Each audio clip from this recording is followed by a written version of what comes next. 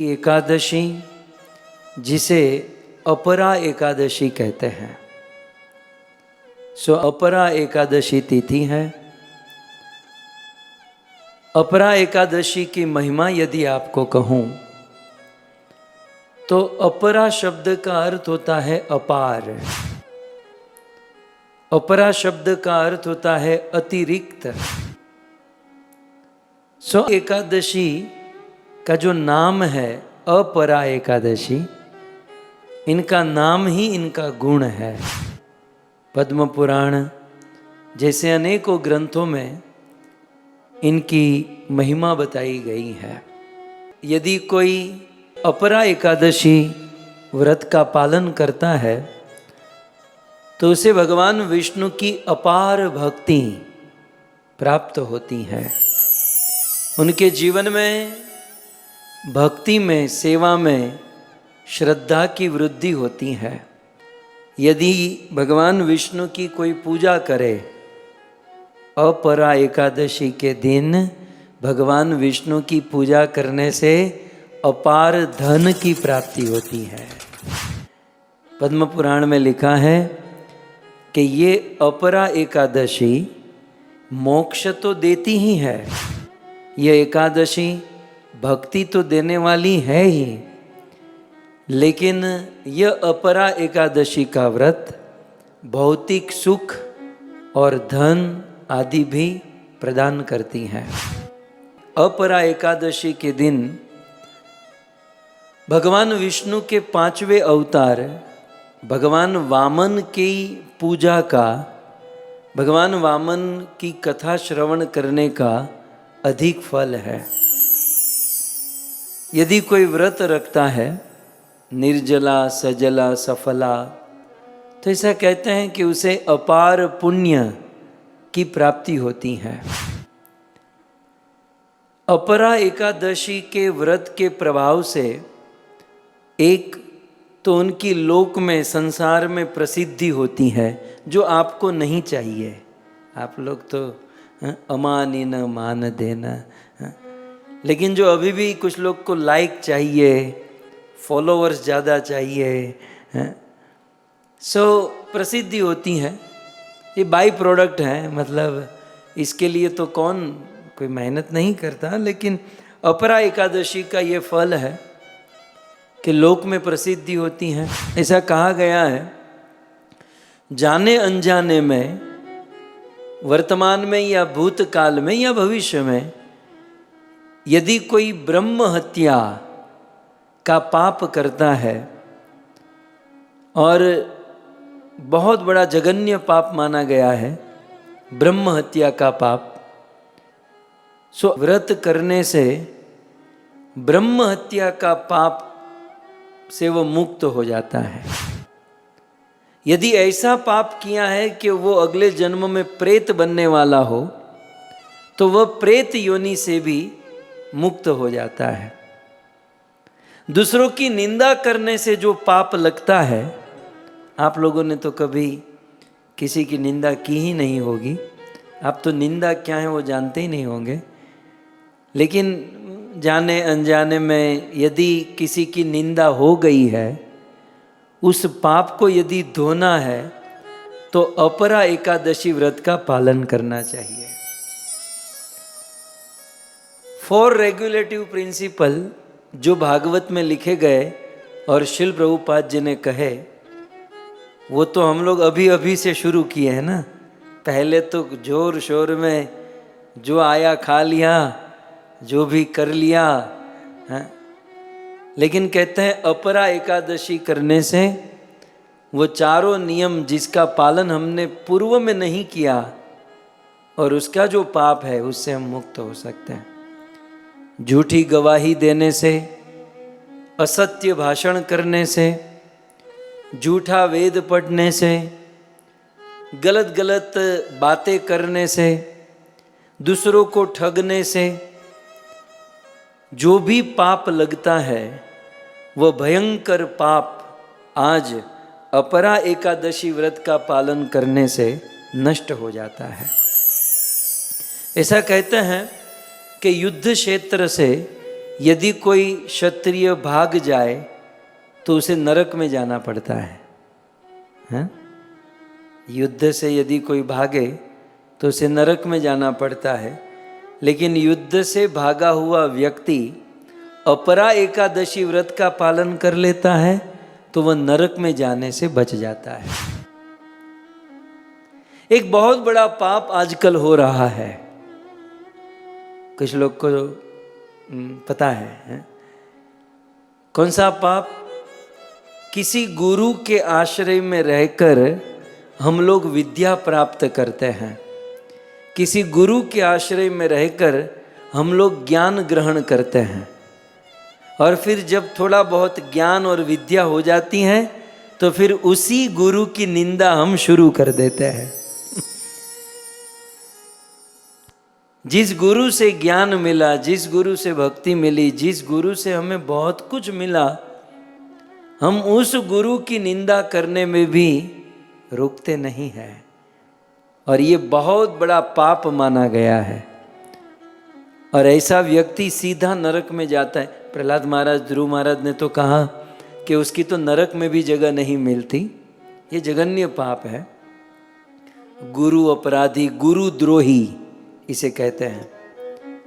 लेकिन पुराणों में लिखा है कि आज अपरा एकादशी व्रत का पालन करने से गुरु द्रोह जैसा बड़ा पाप से भी व्यक्ति मुक्त हो जाता है।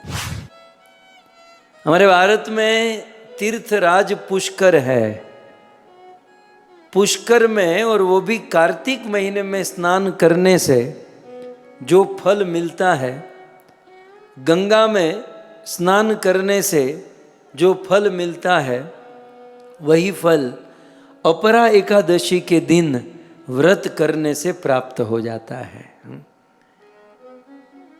बुधवार के दिन गोमती नदी में स्नान करने का फल, और कुंभ में केदारनाथ के दर्शन का फल, और सूर्य ग्रहण में बद्रीनाथ धाम में नर नारायण के दर्शन का फल, ये तीनों मिलाकर जितना फल मिलता है उतना फल एकमात्र अपरा एकादशी व्रत का पालन करने से मिल जाता है। ये सब श्लोकों में लिखा है, मैं केवल उसका ट्रांसलेशन कर रहा हूं। जो फल हजारों गाय, हाथी और घोड़ा दान करने से मिलता है, और साथ ही साथ सुवर्ण दान करने से जो फल प्राप्त होता है, वही फल अपरा एकादशी के दिन व्रत करने से मिलता है। अपरा एकादशी का व्रत पाप रूपी वृक्ष को काटने के लिए कुल्हाड़ी के समान कहा गया। पाप रूपी अंधकार को दूर करने के लिए अपरा एकादशी का व्रत सूर्य के समान कहा गया है। पद्म पुराण में कहते हैं कि इस अपरा एकादशी के व्रत से व्यक्ति को वर्तमान जीवन में जो आर्थिक परेशानी हो रही है उससे राहत मिलती है, यदि अपरा एकादशी व्रत का पालन करता है।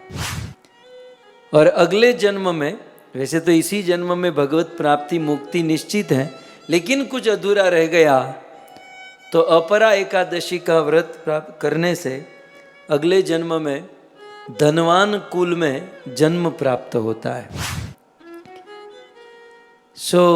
अपरा एकादशी की ये सब महिमा है। बहुत सुंदर कथा है। एक राजा थे जिसका नाम था महीध्वज। क्या नाम था? वो तो हमको ही याद रखना है ना, आप लोगों तो क्या है? महीध्वज, ठीक है।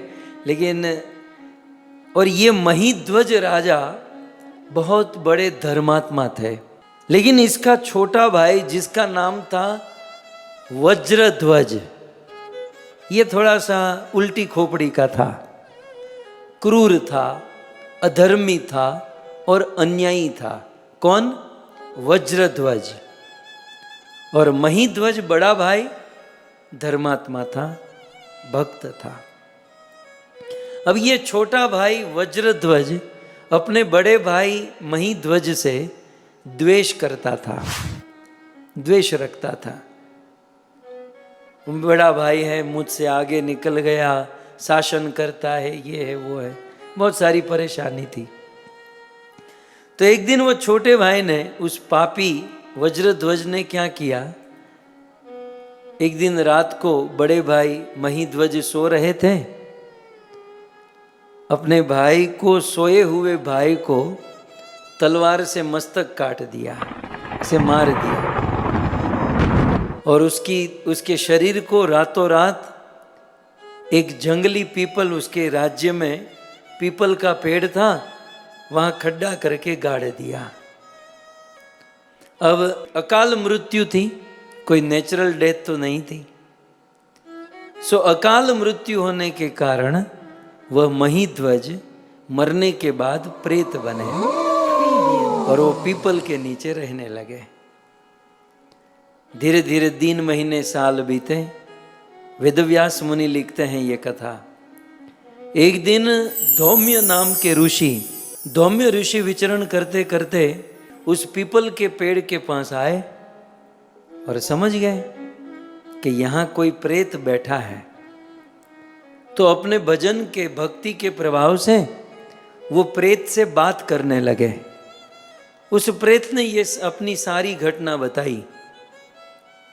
तब उस प्रेत ने कहा कि मुनिवर, आपने मुझे यहाँ पर देखा और मेरे से बात की, अब जब इतनी कृपा की है तो इस प्रेत योनि से आप मेरा उद्धार कर दीजिए। सो धौम्य ऋषि के हृदय में दया आई और महीध्वज जो प्रेत बने थे उसका उद्धार करने के लिए उन्होंने क्या किया, अपरा एकादशी का व्रत किया। धौम्य ऋषि ने आज के दिन अपरा एकादशी का व्रत किया, और अपरा माने अचला, अटल, और व्रत करने के बाद द्वादशी के दिन इस अपरा एकादशी के व्रत का फल उस महीध्वज, उस प्रेत को प्रदान कर दिया। और जैसे ही वह फल महीध्वज को दिया, उसके देखते ही देखते उस महीध्वज की प्रेत योनि से मुक्ति हो गई और भगवान के धाम वैकुंठ में चला गया।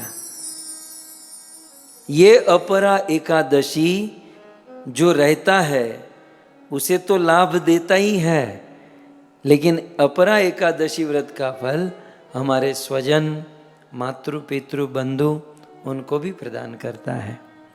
सो अपरा एकादशी के दिन हो सके तो निर्जला, न हो सके तो सजला, सफला, या कुछ न हो सके तो अन्न न खाकर, फराल खाकर अपरा एकादशी व्रत का पालन करना चाहिए। और अपरा एकादशी के दिन भगवान वामन की सेवा पूजा करने की महिमा है। भगवान वामन की कथा सुननी चाहिए, उनकी पूजा करनी चाहिए। सो अपरा एकादशी की